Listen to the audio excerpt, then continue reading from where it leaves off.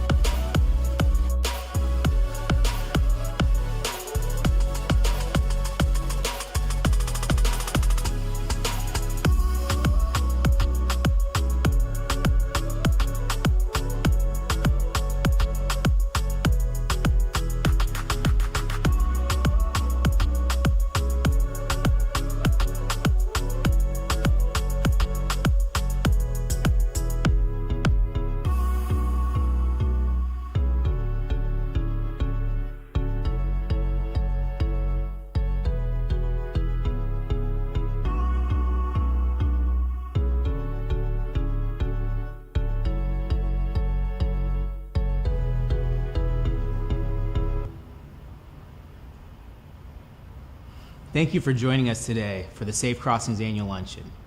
My name is Wesley Burns, and in addition to being a Safe Crossings board member, I'm going to be your MC for the hour. Now, if you've ever been to a Safe Crossings Luncheon before, you know we'll have you out within an hour. However, we have an amazing agenda filled with children, families, and a great keynote. Now, with everything going on in our world today, 2020 has undoubtedly been a trying year. From the pandemic and all that's accompanied that, including economic impacts, to the social justice journey our country is on, to managing our day-to-day lives in this environment with childcare and working from home. But because of those same issues, I feel our work has never been more important, and our children have never been more important. I say all of that to give the most heartfelt thank you for spending your time with us today. With that, we're going to kick today's program off with a welcome from the Safe Crossings Executive Director, Karen Schranz. Thank you all for being here and sharing in this incredible mission to support children who are grieving the loss of a loved one. This year has been unlike any other, and children are in greater need of grief support services than ever before. As Executive Director of Safe Crossings Foundation, I have the privilege of seeing programs adapt to this increased need, as well as the recent challenge of providing grief support services virtually. And I want to say thank you to the amazing service providers and can't wait for you to learn more about them through our program today. This luncheon is a highlight of my year, as I know it is for many of you, and we're able to come together, share stories of resilience, and raise much needed funds to support these children and their families, not only as they are grieving, but as they are coping with the additional stresses and changes in the world around us, the uncertainty that comes from not having friends, family, school, and other support systems nearby. Safe Crossings Foundation has been dedicated to serving grieving children, teens, and their families for more than 30 years. We are the only organization in the Puget Sound region dedicated to the sole purpose of supporting grieving children. In Washington State, 1 in 10 children will lose a parent or sibling before the age of 25. In our county alone, King County, that's enough kids and teens to fill our entire football stadium. We are here for the child who couldn't be at the hospital to say goodbye this year, for the teen who lost someone to death by suicide, and for those young people struggling to understand who will care for them when their parent or caregiver dies of a long illness. I hope you leave today inspired by the resilience of these children and inspired to give generously so these critical programs can continue to support grieving kids in need.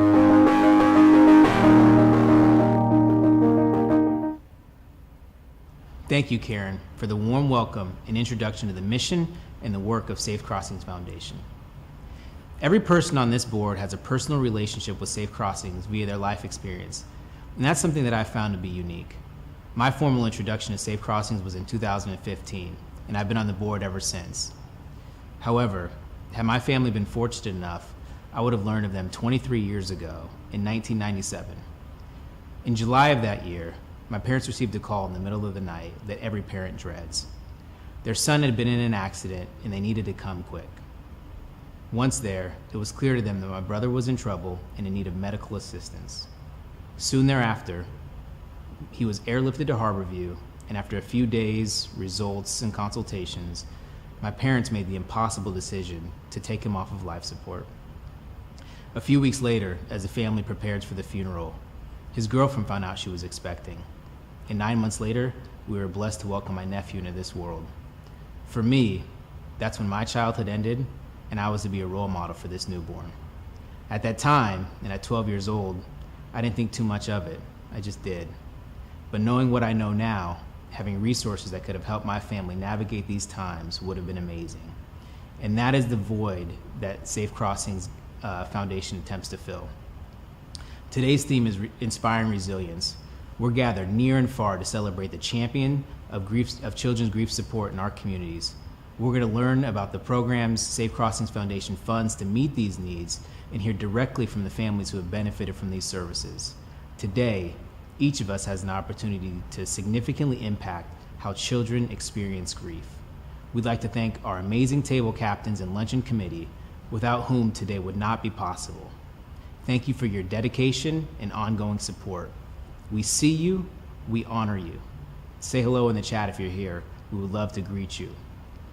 We would also like to thank our incredible Safe Crossings community, our kids and families, our counselors and volunteers, our board members, and our amazing and hardworking staff. And finally, we'd like to thank our champion, platinum, and gold sponsors.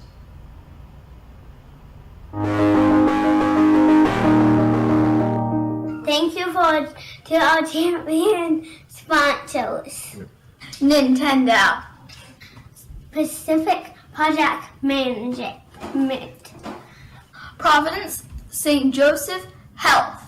Thank you to our proud sponsors. Winters of the Coast. Thank you to our gold sponsors.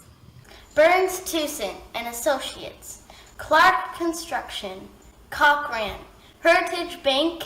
Thank you, Hermanson. McKinstry, Mortensen Construction, Perkins Coie, Stoneway Concrete, Williams Kastner. Thank you. Thank you. Thank you. The kids have to be my favorite.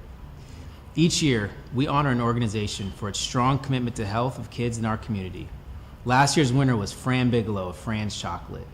This year, I'm excited to announce that the 2020 Bridge to Healing recipient is Wizards of the Coast. Wizards of the Coast has made it possible for thousands of children to find the critical support they need after the loss of a loved one. Please join me in welcome Mike Tyrion.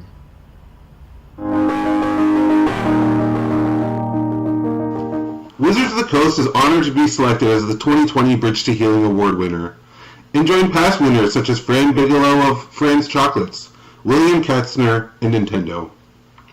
Our former HR leader, Sharon Coker, volunteered at Camp Aaron as a counselor for years. She described her experience at Camp Aaron as life-altering. It inspired her to join the Safe Crossings board soon after. Then, after years of service, she passed the baton on to Elaine Chase, then Ken Troop, and now me, Mike Tyrion. At Wizards, we love making games, but also each December we take a break from our day-to-day business of making games and bring positive change to the children worldwide in a different way. During this Day of Joy, dozens of Wizards volunteer to help Safe Crossings as one of the many organizations that we help. And we create bundles of games, of toys, and we gifted them to the families that the Safe Crossings Foundation and its program support. Of course, at Wizards of the Coast, we love making games, and our games have introduced new friends, taught social skills to kids, and brought joy to countless gatherings. But we know when times are most frightening and when people need human connection the most, we and our games are there to help remind them that levity exists in our world and to provide that moment of escape. On behalf of everyone from Wizards who contributed their time and energy towards this Bridge to Healing Award, we would like to thank you and thank the Safe Crossings Foundation.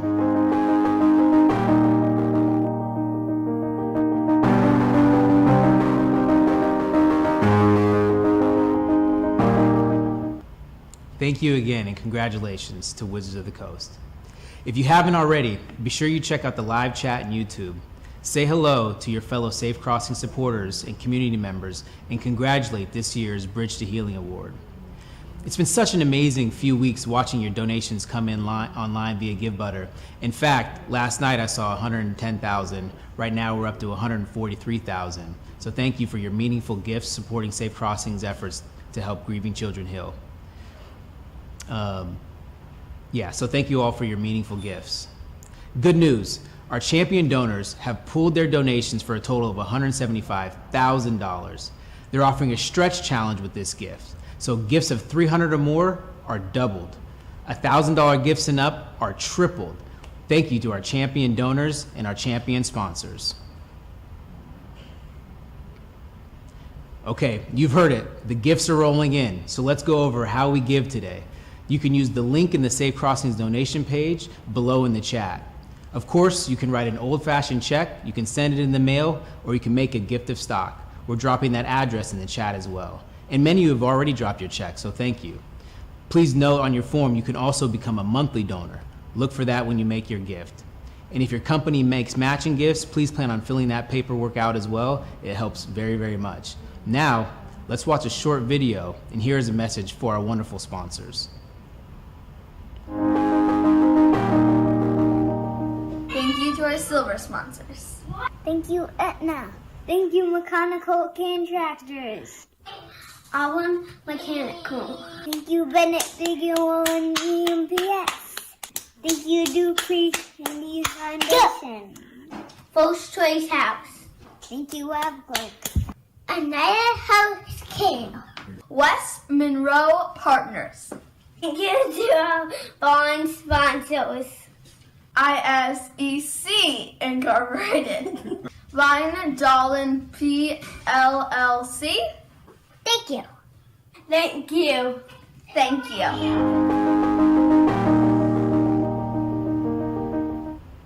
I know I've said this before, but those kids are who we do it for.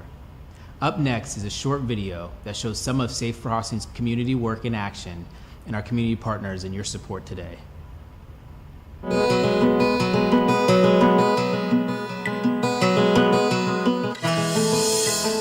So this is Trevor. Hello. And Trevor is really good for when a child is experiencing a lot of sad emotions. He's got his tissue here with him. I am a counselor for the Safe Crossings program. I work with families who have experienced a recent death of somebody important in their life, or are facing a death. Right now we're doing that all remotely. This is Sarah, and Sarah has a lot of anger feelings that come up for her, and so one of the big shifts was how to engage young children online. Kids love to talk to puppets. I've had entire sessions where the child does not address me the entire time. They're only talking to the puppet. And my mother died of cancer when I was 6 years old, and that, as with a lot of families, just threw my family into total chaos. And so it was 3 years after my mom died that I found my way to Camp Aaron. To meet 100 other kids who had all experienced a significant death was just, it was life-changing for me. That's the first time I ever heard of grief, I think. Grief and loss in childhood is really hard always, but right now I think it's a lot tougher. Families are being separated. If somebody needs to be at the hospital, the family can't go visit them.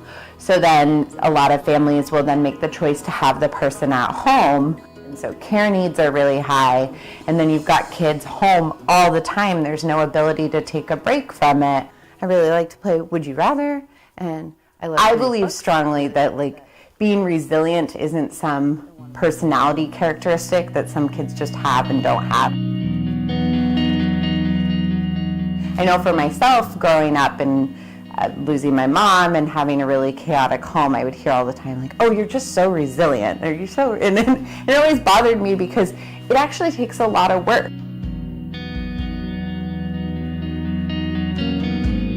This game I developed and we gave it out to kids this year who couldn't go to camp.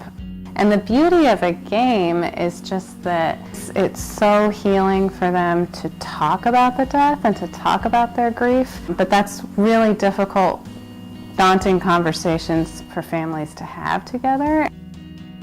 You know, letting kids know that all feelings are okay and that you can have more than one at a time. And now with the pandemic, it's not just a feeling, it's also real that you're isolated from everyone. When I was 17, my mom suddenly died, and I really didn't have good support. You know, I really didn't know that what I was going through was normal. For children to move through their grief right now is harder than it ever was. For their lack of being able to use coping skills, meet with their friends, being so cut off. With deaths being just so much more stressful and traumatic right now, families are needing support more than ever. And so we we are getting a whole lot of calls.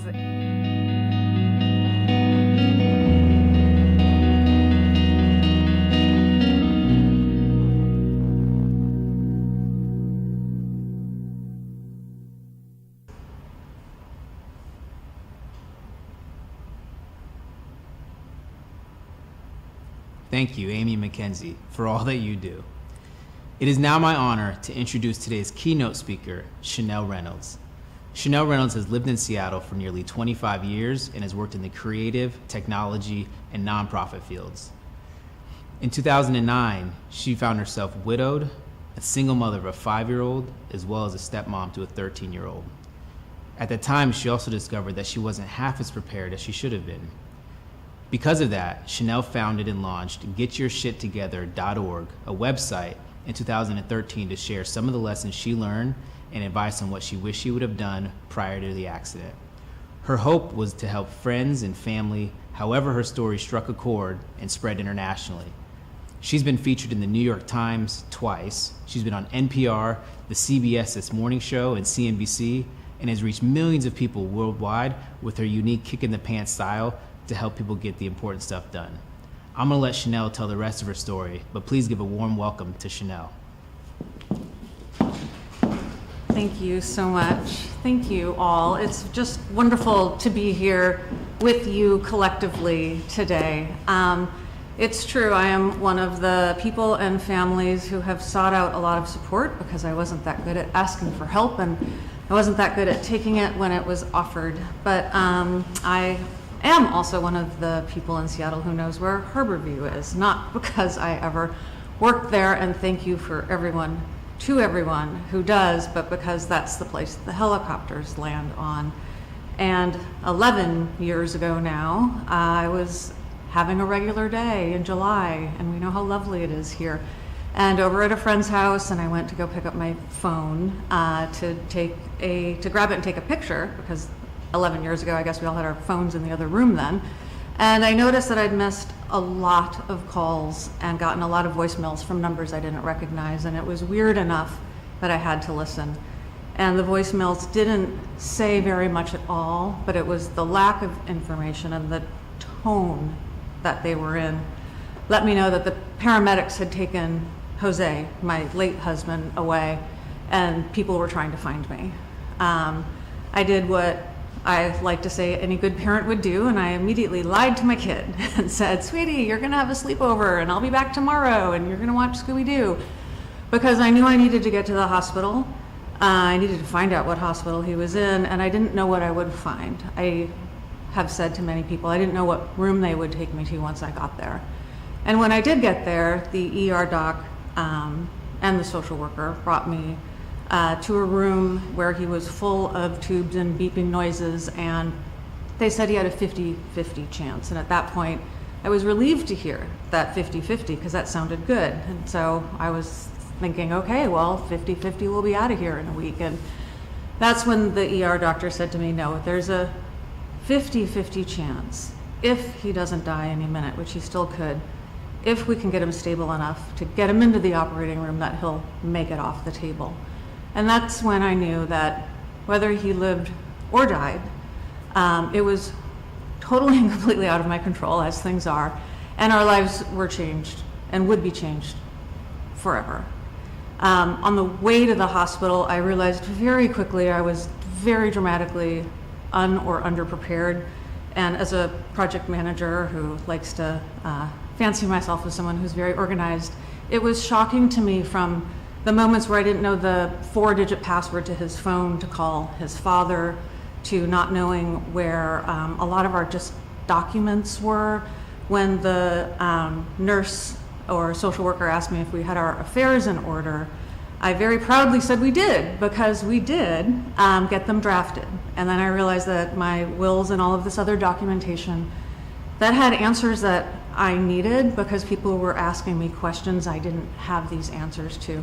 They were in my inbox where they remained unsigned for months and months and months. And so not only was I trying to be present, to be in the room, I was trying to get support as I could. I was trying to be able to go home each night and read a story to my son, so he he would feel like something was still okay and normal in the world, even though nothing else was.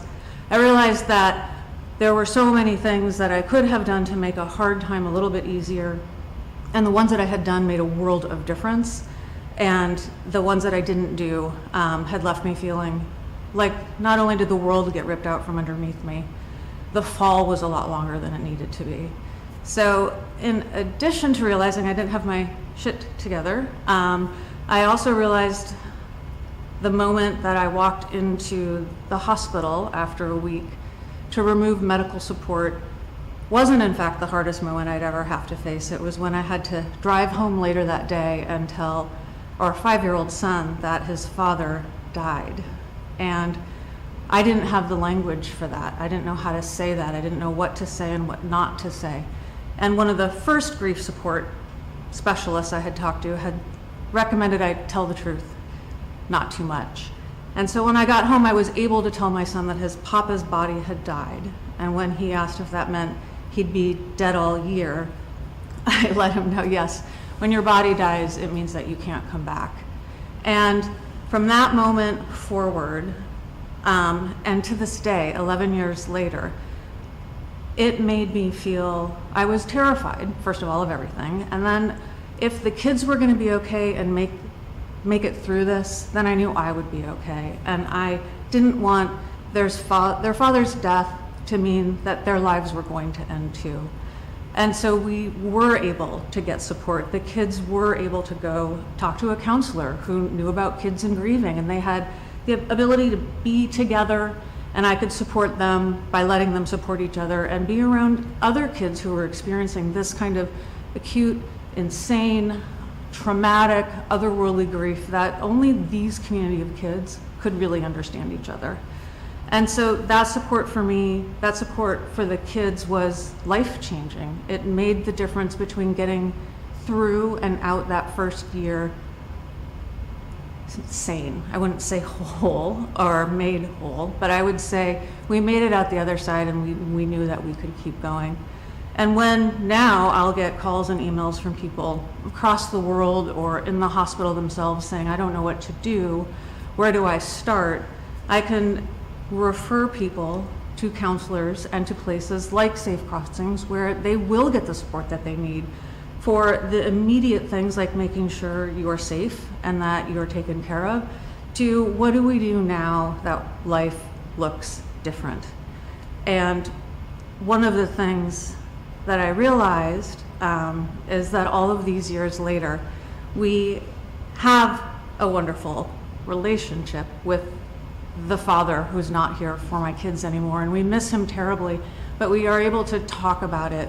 We're able to have silly dinners together. We're able to make his favorite meals, and it feels comforting and it feels loving, and we're able to miss him and keep him with us in a way that we wouldn't otherwise had we not had that support from Safe Crossings and from organizations like Safe Crossings. And I'll say, additionally, in a world where so much is out of our control, as we know right now, and there are very few things that we can control, it's very, very important to take care of the things that you can change. And additionally, when the world has gone sideways as it has, and frequently in grief and coming through and living through a grief, people will say you're not alone. And while it's true that spiritually and emotionally we know we're supported, but now more than ever before, we feel more alone. We are more alone. So supporting kids and their families through one of the loneliest and most confusing times to make sure they can come out the other end and they can cross safely from their old life to the new one is one of the most important things we can do and continue to do to support our kids and support families. So thank you so much for listening to my story. It's really an honor to be here, and I'd like to share the next story with you. Thank you.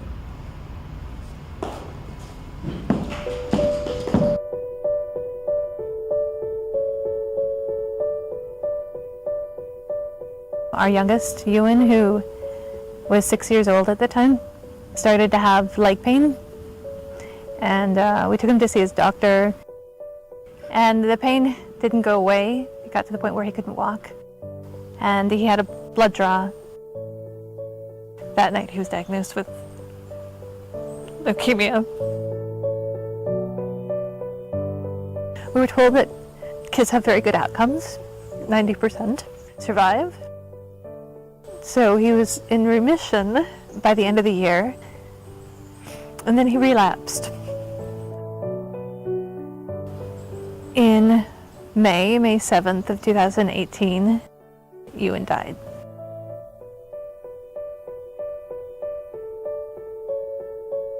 We were told that he might not live, but I guess I never really came to terms with the fact that he wouldn't. I was just stunned. He was really close to his baby brother. Before Ewan's diagnosis, they shared a room.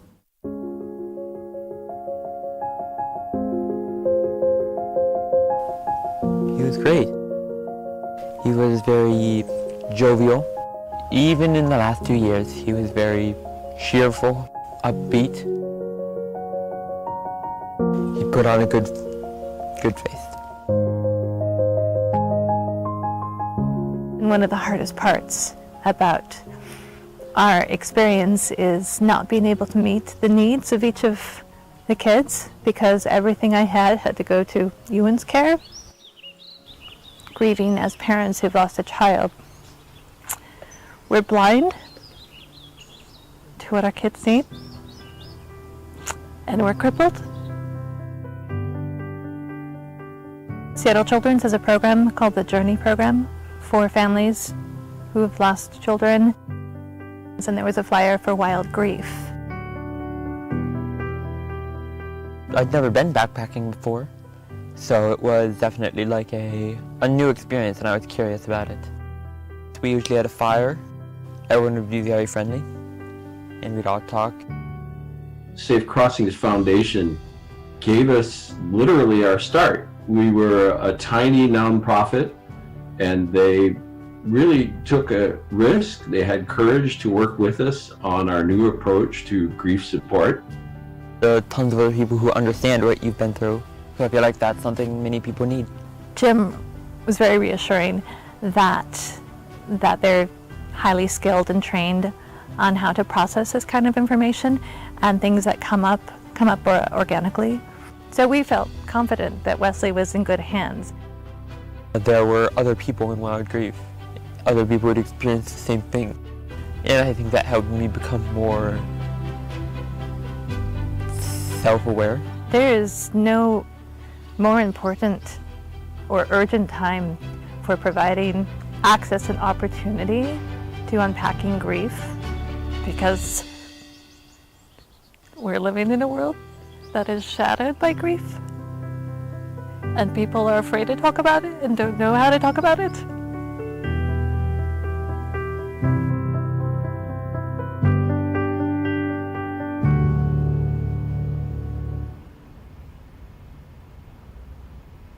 Thank you, Chanel, for sharing your story.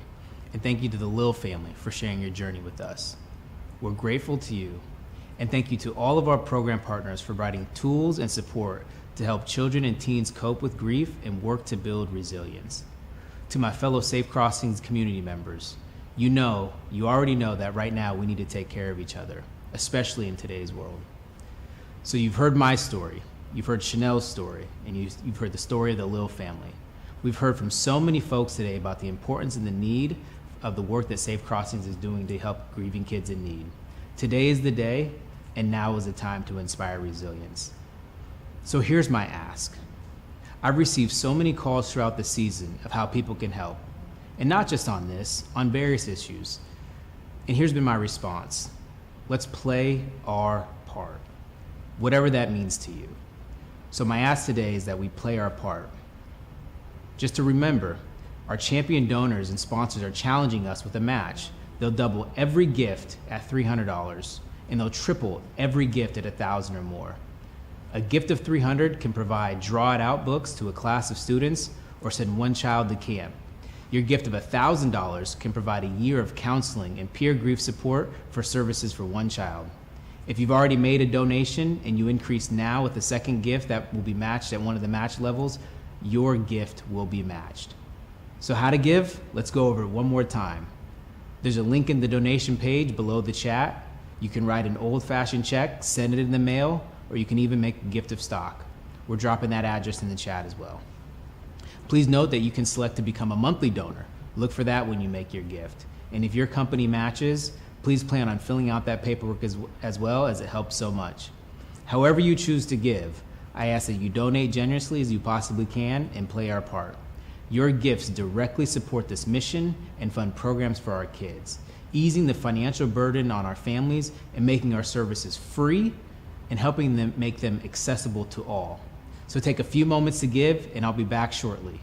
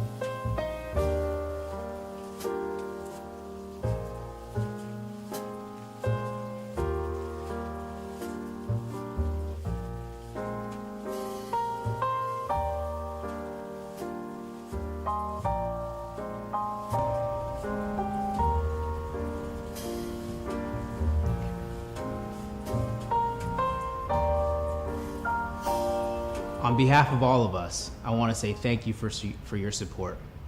Now, before we go, we want to say thank you to each and every one of you for making a gift today.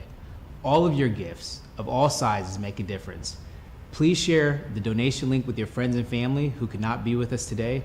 Our donation page will remain open all week long. And to send us out in style, please welcome the kids from the Safe Crossings Foundation and have a great afternoon. Thanks for attending. Thank you for attending. Thank you for attending. Thank you all the St. Crossing sponsors. Clap!